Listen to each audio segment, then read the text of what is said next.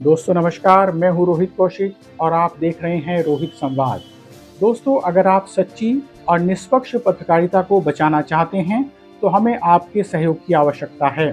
आप YouTube पर रोहित संवाद चैनल को सब्सक्राइब, लाइक, कमेंट करके और इस वीडियो को ज़्यादा से ज़्यादा शेयर करके अपना महत्वपूर्ण योगदान दे सकते हैं, महत्वपूर्ण सहयोग कर सकते हैं।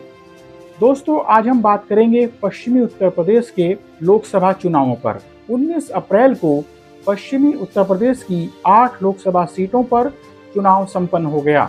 इन 8 लोकसभा सीटों में शामिल हैं सहारनपुर, बिजनौर, कैराना, मुजफ्फरनगर, नगीना, मुरादाबाद, रामपुर और पीलीभीत। यह सही है कि अभी भी योगी जी और मोदी जी पर लोगों का विश्वास कायम है, लेकिन यह विश्वास पिछले विधानसभा और लोकसभा चुनाव की अपेक्षा कम जरूर हुआ है।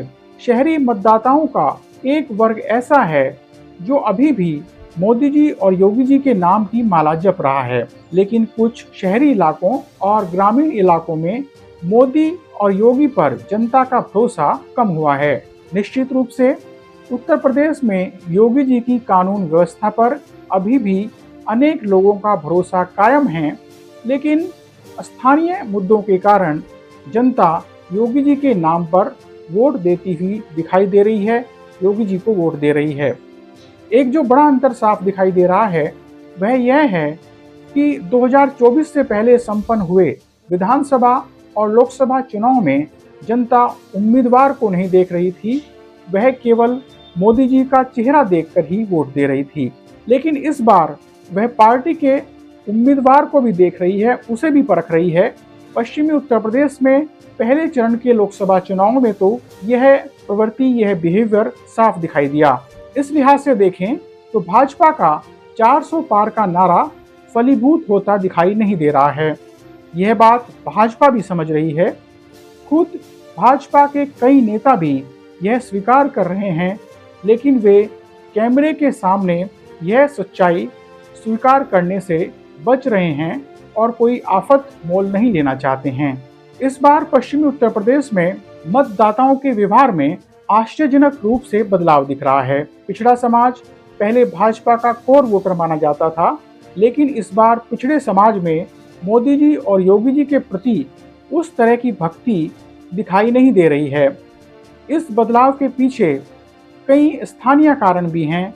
यह चुनाव आरएलडी प्रमुख जयंत चौधरी के लिए भी बहुत ही महत्वपूर्ण बन गया है। इस चुनाव में एक बार फिर जयंत चौधरी के प्रभाव और उनकी प्रासंगिकता की परीक्षा भी होगी। जयंत चौधरी के पाला बदलने के बाद अनेक किसान उनसे नाराज हैं। पहले चरण में पश्चिमी उत्तर प्रदेश की जिन 8 सीटों पर मतदान हुआ है वे सभी बहुत ही महत्वपूर्ण सीट हैं, लेकिन कैराना, मुजफ्फरनगर, सहारनपुर और बिजनौर को हॉट सीट माना जा रहा है।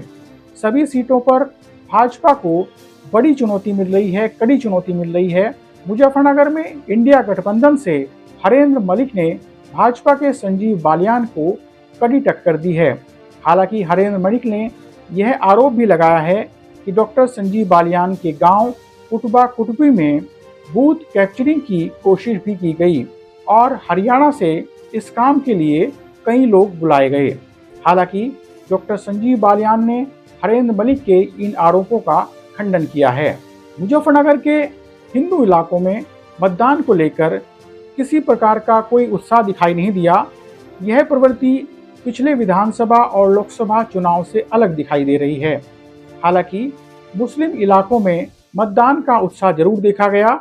पश्चिमी उत्तर प्रदेश में पहले चरण में हुए इन लोकसभा चुनाव में धर्म का वैसा उन्माद नहीं देखा गया जैसे पहले देखा जाता था।